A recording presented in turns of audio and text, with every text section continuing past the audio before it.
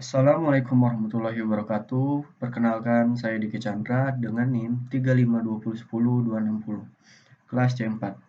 Di sini saya akan mempresentasikan jawaban dari ketujuh soal yang diberikan oleh Pak Agus Warno.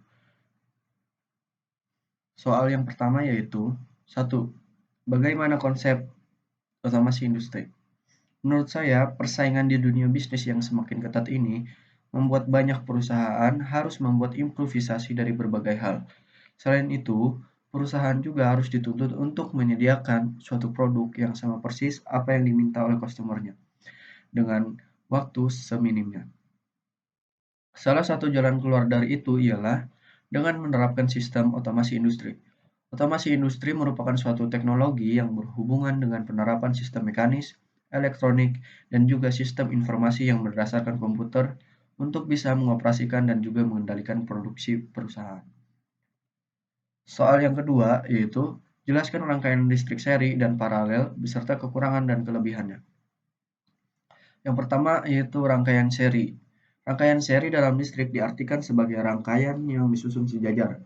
Dikatakan seri karena penyusunannya diatur seri, sehingga pada rangkaian ini hanya terdapat satu lintasan arus. Rangkaian dipasang sejajar dan urut. Oleh karena itu, pada rangkaian ini tidak ditemukan percabangan arus. Dari penjelasan ini dapat diketahui perbedaan rangkaian seri dan paralel. Biasanya, rangkaian listrik seri dapat dijumpai pada baterai di dalam senter. Ketika salah satu lampu mati, maka semua lampu juga akan mati. Hal ini biasa terjadi pada rangkaian listrik seri. Berikut adalah suatu gambar dari rangkaian listrik seri. Dapat dilihat, kabel yang menghubungkan antara baterai dan lampu hanya satu. Kelebihan rangkaian listrik seri. Proses pembuatan rangkaian seri cukup mudah karena bentuknya yang sederhana. Yang kedua, hemat biaya karena tidak membutuhkan banyak kabel dan saklar. Yang ketiga, tidak sulit untuk melakukan pemeriksaan saat terjadi kerusakan karena tidak banyak komponen yang harus diperiksa. Kekurangan rangkaian listrik seri yang pertama yaitu jika salah satu komponen rusak, maka seluruh komponen akan mati atau tidak berfungsi. Saat dipasang beberapa lampu, maka nyala lampu tidak sama terang. Penggunaan listrik tidak efisien karena hambatan total rangkaian yang besar. Yang kedua yaitu rangkaian paralel. Rangkaian paralel adalah rangkaian alat komponen listrik yang dihubungkan secara bersusun atau berjajar. Oleh karena itu, bentuknya yang bersusun atau berjajar itu, maka pada rangkaian ini terdapat banyak percabangan. Rangkaian listrik paralel memiliki karakteristik, di antaranya adalah memiliki tingkat kerumitan yang lebih tinggi dibandingkan dengan seri. Hal ini terlihat pada saat penyusunan rangkaian listriknya. Karakteristik yang selanjutnya adalah setiap komponen memiliki besar tegangan yang sama. Namun, besar nilai setiap arus yang mengalir berbeda jumlahnya. Hal ini juga dipengaruhi oleh banyaknya jalan yang bisa dilalui oleh arus tersebut. Perhatikan gambar di samping. Gambar di samping yaitu adalah gambar dari rangkaian listrik paralel. Bisa dilihat sumber energi dengan lampu itu terdapat bermacam-macam rangkaian. Kelebihan rangkaian listrik paralel. Yang pertama yaitu penggunaan listrik lebih efisien, karena hambatan total rangkaian paralel yang kecil. Saat dipasang beberapa lampu, maka seluruh lampu menyala sama terang. Jika salah satu lampu atau komponen rusak, maka lampu atau komponen yang lain tetap menyala atau berfungsi, karena masing-masing bekerja secara bebas tanpa dipengaruhi komponen lain. Kekurangan rangkaian listrik paralel. Yang pertama yaitu proses pembuatan rangkaian paralel cukup rumit karena bentuknya yang tidak sederhana. Yang kedua yaitu boros biaya karena membutuhkan komponen yang banyak. Yang ketiga yaitu semakin banyak percabangan, maka kuat arus akan menurun. Soal yang ketiga, pada tiap bulan kita melakukan pembayaran listrik. Bagaimana kita menghitung berapa rupiah atas penggunaan listrik tersebut? Sertakan contoh, rumus, dan contohnya. Membayar tagihan listrik setiap bulan merupakan kewajiban para pelanggan PLN. Sebelum membayar tagihan listrik, biasanya pelanggan akan mengecek terlebih dahulu besaran jumlah tagihan listrik yang dikenakan. Berikut adalah faktor-faktor yang harus diperhatikan dalam menghitung berapa biaya tagihan sebelum dibayarkan ke pihak PLN setempat. Yang pertama yaitu ketahui golongan tarif listrik terlebih dahulu. Cara menghitung biaya listrik yang pertama adalah dengan mengetahui terlebih dahulu golongan tarif listrik di rumah kamu. Seperti yang kamu ketahui, di Indonesia terdapat beberapa jenis golongan tarif listrik berdasarkan batas daya. Di antaranya adalah 900 watt, 1300 watt, 2200 watt, dan 3300 watt, serta ke atasnya. Yang kedua yaitu lakukan pengecekan dan pencatatan pada semua peralatan yang membutuhkan listrik. Cara menghitung biaya listrik yang kedua adalah dengan mengecek dan mencatat semua peralatan di rumah yang membutuhkan listrik. Sebagai contoh, di rumah kamu menggunakan berbagai peralatan elektronik seperti kipas angin, setrika, AC, TV, dan lain-lainnya. Yang ketiga yaitu cara menghitung biaya listrik. Langkah selanjutnya untuk menghitung biaya listrik di rumah kamu adalah dengan cara menjumlahkan semua estimasi penggunaan peralatan listrik di rumah kamu. Adapun rumus menghitung biaya listrik. Setelah Anda memiliki data, hitung biaya penggunaan dengan rumus ini. Kalikan watt perangkat dengan jumlah jam yang digunakan per hari. Bagilah dengan 1000, kalikan dengan kilowatt Anda. Rumus dasarnya yaitu W sama dengan P kali T. Keterangannya yaitu W sama dengan energi listrik, P sama dengan daya listrik, dan T sama dengan waktu pemakaian. Di sini ada contoh soal. Sebuah rumah memakai 4 lampu 20 watt, 2 lampu 60 watt, dan TV 60 watt. Setiap harinya dinyalakan rata-rata 8 jam. Jika energi listrik setiap kilowattnya sebesar 111 perak, berapakah biaya yang harus dibayar selama 1 bulan? Di sini kita estimasikan 1 bulan itu 30 hari. Diketahui 4 lampu 20 watt sama dengan 4 kali 20 sama dengan 80 watt. 2 lampu 60 watt sama dengan 2 kali 60 sama dengan 120 watt. Dan TV 60 watt sama dengan 60 watt. Jumlah daya yang terpakai 80 watt ditambah 120 watt tambah 60 watt sama dengan 260 watt. Selang waktu sama dengan 8 jam kali 30 hari sama dengan 240 jam. 1 kilowattnya itu sama dengan 111 perak. Ditanya, biaya yang harus dibayar selama 1 bulan. Jawabannya yaitu energi sama dengan daya kali waktu.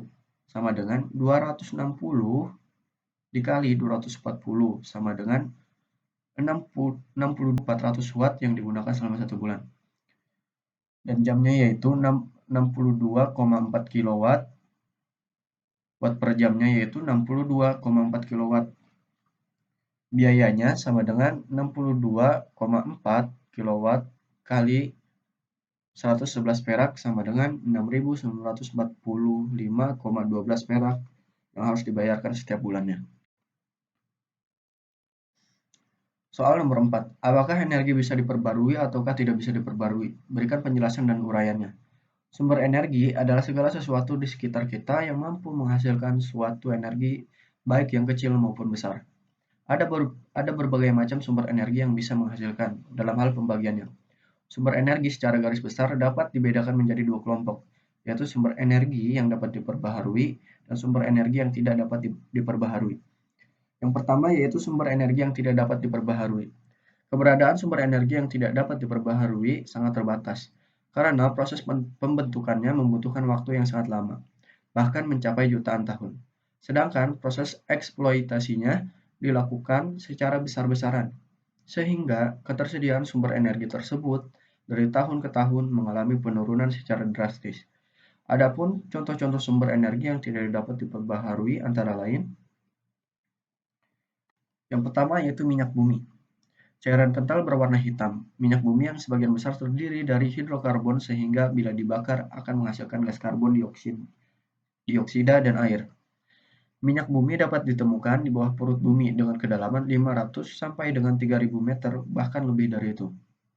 Untuk itu, minyak bumi ini harus dipompa keluar dan dialirkan ke instalasi penyulingan minyak untuk diproses lebih lanjut, sehingga menghasilkan berbagai macam jenis bahan bakar, seperti bensin, solar, minyak tanah, aftur, dan lain sebagainya. Selain itu, Hasil olahan minyak bumi masih dapat diolah lebih lanjut pada industri petrokimia, sehingga menghasilkan berbagai macam produk lain, seperti misalnya plastik, pupuk, alat domestik, dan serta kain.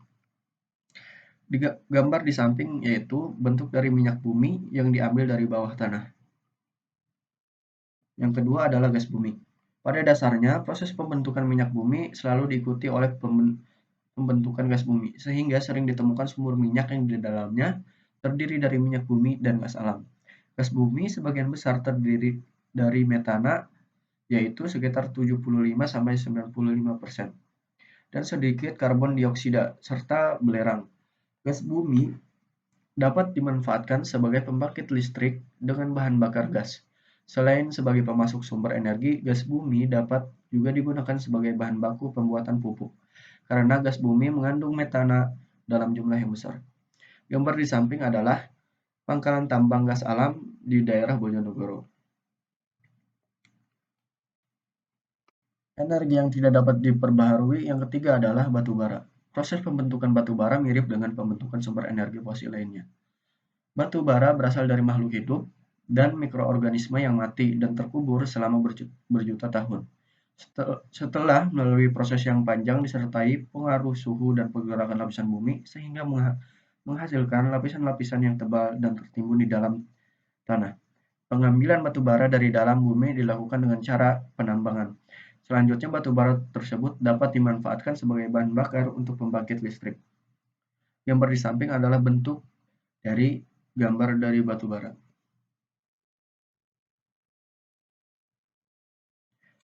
Yang kedua adalah sumber energi yang dapat diperbaharui. Sumber energi terbarukan dapat digunakan tanpa batas waktu dan tidak pernah habis, karena dapat dipulihkan dalam waktu relatif singkat, serta persediaan yang melimpah.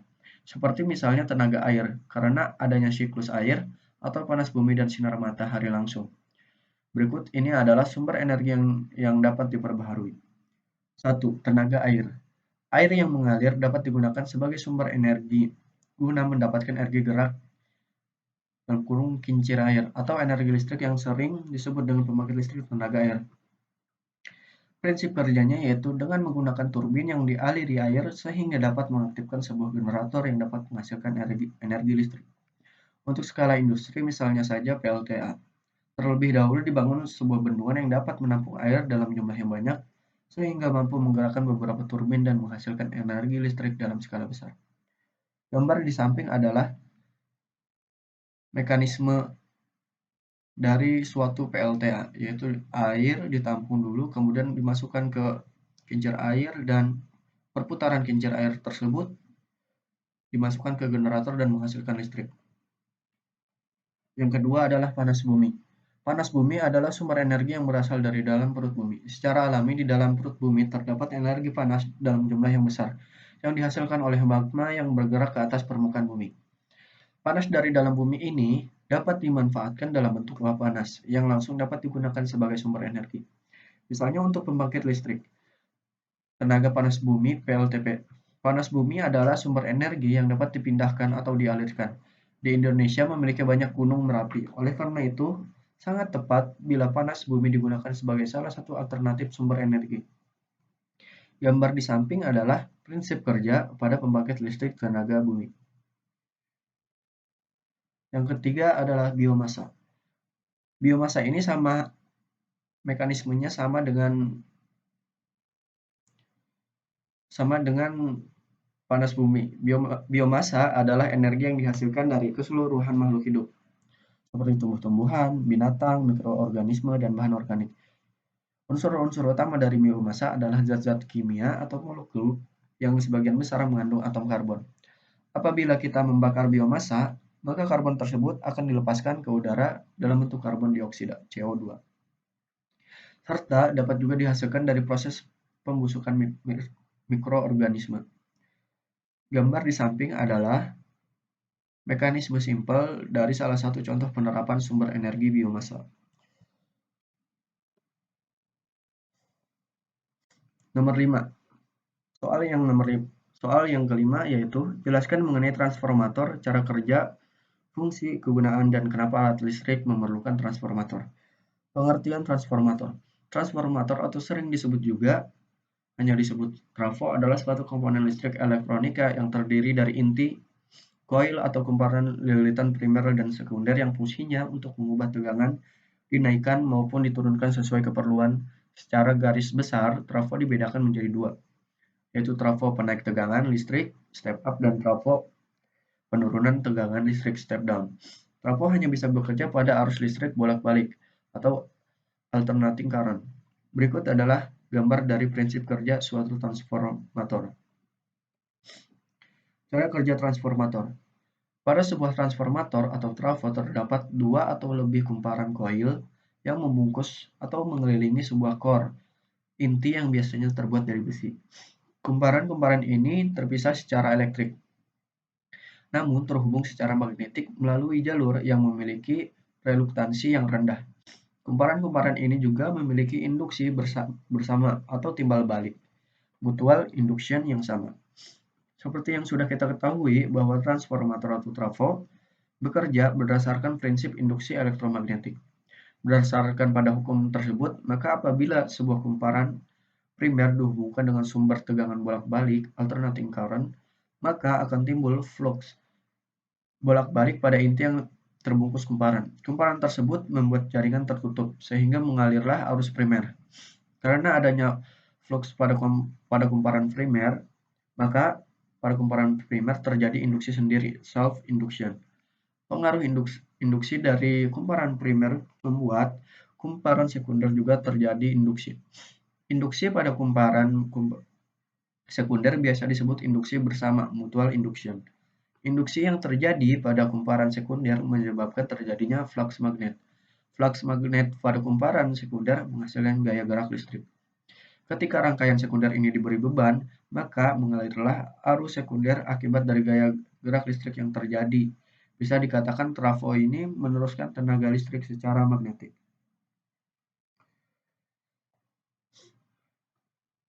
Kegunaan dari transformator. Transformator atau yang lebih dikenal sebagai trafo adalah alat statis yang berguna mengubah daya listrik dari suatu sirkuit ke sirkuit lain tanpa ada bagian yang bergerak. Transformator adalah alat yang bekerja dengan menambah atau mengurangi tegangan berdasarkan kebutuhan mesin. Fungsi dasar dari penggunaan transformator. Berdasarkan prinsip induksi elektromagnetik, transformator berfungsi sebagai tegangan memasukkan bolak-balik yang membentengi primer menimbulkan flux magnet yang idealnya semua bersambung dengan lilitan sekunder. Adapun fungsi lain yaitu distribusi dan transmisi listrik, yang kedua yaitu rangkaian kontrol, dan yang ketiga adalah rangkaian pengatur frekuensi. Kenapa alat-alat listrik memerlukan transformator? Karena transformator adalah alat yang biasanya digunakan untuk menambah atau menurunkan level tegangan antar rangkaian. Transformator adalah perangkat tambahan pada peralatan listrik, terutama yang membutuhkan perubahan atau penyesuaian besaran tegangan bolak-balik. Dalam kelistrikan, transformator adalah alat yang sangat penting untuk mengendalikan tegangan. Trafo dapat ditemukan pada setiap energi listrik yang menggunakan alternating current. Jadi, jika ada alat listrik atau sebagainya yang daya listriknya kurang atau melebihi dari kapasitas daya yang tersedia, maka akan dinaikkan atau diturunkan oleh transformator. Soal yang keenam. Soal yang keenam adalah jelaskan konsep dari sistem proteksi dalam otomasi industri. Sistem proteksi adalah pengaman listrik pada sistem tenaga listrik yang terpasang pada sistem distribusi tenaga listrik, trafo tenaga, transmisi tenaga listrik, dan generator listrik yang dipergunakan untuk mengamankan sistem tenaga listrik dari gangguan listrik atau beban lebih, dengan cara memisahkan bagian sistem tenaga listrik yang terganggu, sehingga sistem kelistrikan yang tidak terganggu dapat terus bekerja, mengalirkan arus ke beban atau konsumen. Jadi pada hakikatnya, pengaman pada sistem tenaga listrik yaitu mengamankan seluruh sistem tenaga listrik supaya kehandalan tetap terjaga. Adapun macam-macam gangguan yang sering terjadi pada sistem tenaga listrik seperti gangguan beban lebih, gangguan hubung singkat, gangguan tegangan lebih, gangguan ketidakstabilan. Manfaat sistem proteksi. Manfaat sistem proteksi yang pertama yaitu menghindari ataupun untuk mengurangi kerusakan peralatan-peralatan akibat gangguan kondisi abnormal operasi sistem. Semakin cepat reaksi perangkat proteksi yang digunakan, maka akan semakin sedikit pengaruh gangguan kepada kemungkinan kerusakan alat. Yang kedua yaitu cepat melokalisir luas daerah yang mengalami gangguan menjadi sekecil mungkin. Yang ketiga, dapat memberikan pelayanan listrik dengan keandalan yang tinggi kepada konsumen dan juga mutu listrik yang baik.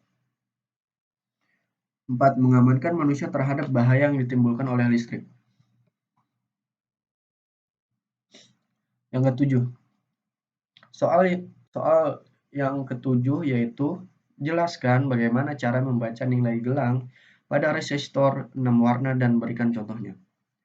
Kode warna resistor. Sebuah nilai resistansi yang ada pada resistor ditentukan oleh kode-kode warna yang terdapat pada badan resistor tersebut. Jumlah gelang warna yang ada pada badan resistor pada umumnya yang beredar di pasaran adalah berjumlah 4 warna dan 5 warna. Namun, pada jenis resistor tertentu terdapat 6 warna. Kode warna resistor yang ada saat ini sudah dikembangkan sejak tahun 1957 oleh bangsa Eropa dan Amerika yang pada akhirnya aturan mengenai resistor ini ditetapkan menurut standar EIA RS 279. EIA ini adalah singkatan dari Electronic Industries Alliance, sebuah organisasi yang didirikan oleh RMA (Radio Manufacturers Association) dari Amerika dan Eropa. Menurut standar EIA RS 279, kode warna pada resistor dibagi menjadi 3 jenis, yaitu resistor dengan kode 4 warna, 5 warna, dan 6 warna. Di Indonesia, biasanya resistor dengan jenis film karbon memiliki 4 warna dan memiliki toleransi kisaran 10%. Sedangkan resistor untuk jenis film metal memiliki 5 warna dan memiliki toleransi antara 1% hingga 5%.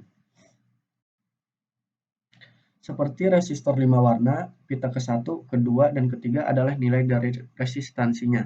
Pita ke-4 adalah jumlah nol yang digabungkan dengan nilai dari pita ke-1, ke-2, dan ke-3. Pita ke-5 adalah untuk nilai toleransinya. Tapi ada satu lagi yaitu pita ke-6 merupakan koefisien suhu. Perhatikan tabel resistor 6 warna di bawah ini.